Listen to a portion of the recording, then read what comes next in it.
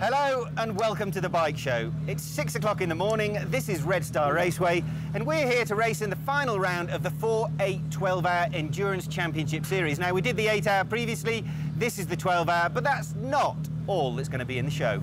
A bit later on, I'm going to be testing a bike which I've been waiting to get my hands on for absolutely ages. It's the BMW R9T, their retro, naked, sort of funky little thing. It's BMW having some fun at last.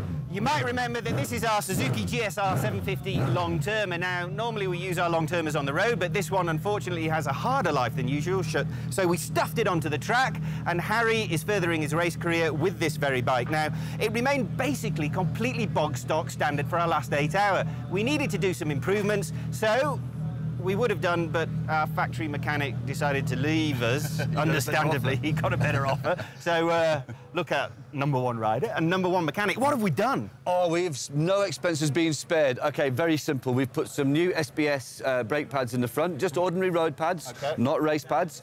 We stuck a nice Yoshimura can on the back here, not for noise, but just to give us a little bit extra ground clearance. And to further our lean angle, we did a very, very technical modification on the foot pegs. I lopped off ½ an inch with a hacksaw. Brilliant, and that's about it. I mean, the suspension, which is largely unadjustable anyway, we didn't adjust last time, we're not going to this time. This really does show that you can ride any sort of bike in this kind of championship endurance racing, so there's no excuse. Next year, there's going to be another 3 rounds, 4, 8 and 12 hour. You know where to come to have some fun. But we got qualifying in an hour, race starts sometime after that. It's 9 o'clock this time, so, as it was last time, but we're going to start at 9 this time. All right, point made, point made. No, we'll get the only thing we've got to do is get the tyres changed after qualifying, and then we're ready. Easy, easy peasy. Nothing to it.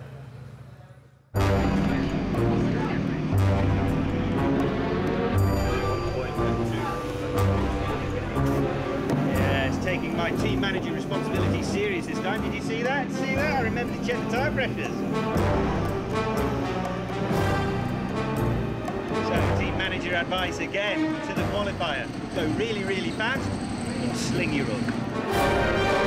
Superbike Magazine's editor Clinton Pienaar is our 4th rider this time out, and his first go on the bike is during this qualifying session, which serves him right for being the quickest rider on the team.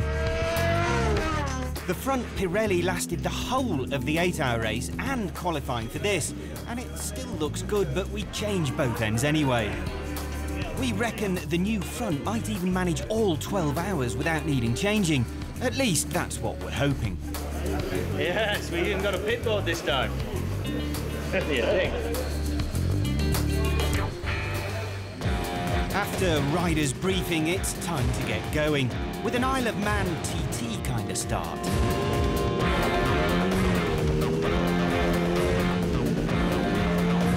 Clinton's first out for us, not for any strategic reason, but because he's still got his leathers on from qualifying. No surprise that he gets up to pace very quickly, gradually picking off riders in front of him and generally enjoying himself on a bike he thought might be a bit boring. It isn't, as the width of his grin after qualifying clearly showed. All too soon, his 45 minutes are up and he's summoned back to the pits. A quickish refuel, and then Mr. Cool, Calm and Collected himself prepares to feed his new addiction. All right, matey, enjoy yourself. I'll try.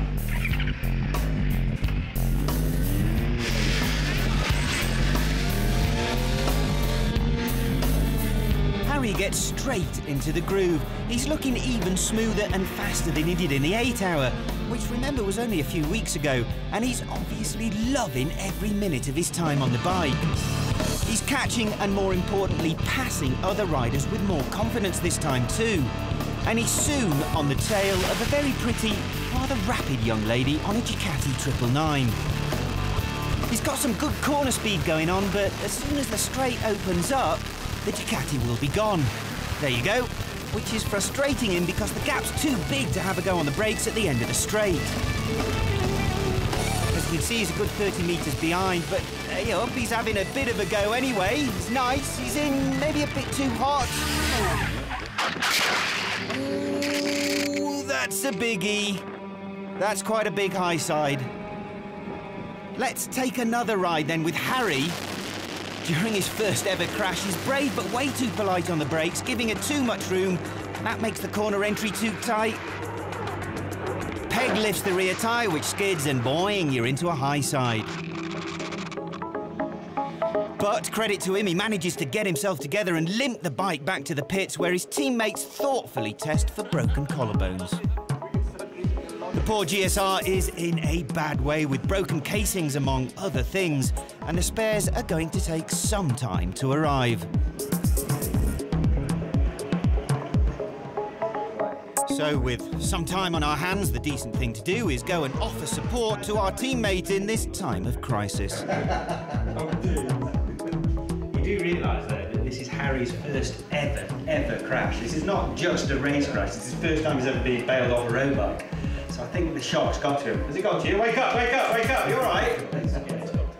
You nearly rode over my head. He's not that bloody hurt, is he, all of a sudden? Kiss anything. You were slow on the corners, but then you just blasted past me on that straight. I saw it. We'll see how Harry recovers later in the show when we return to the Red Star Raceway.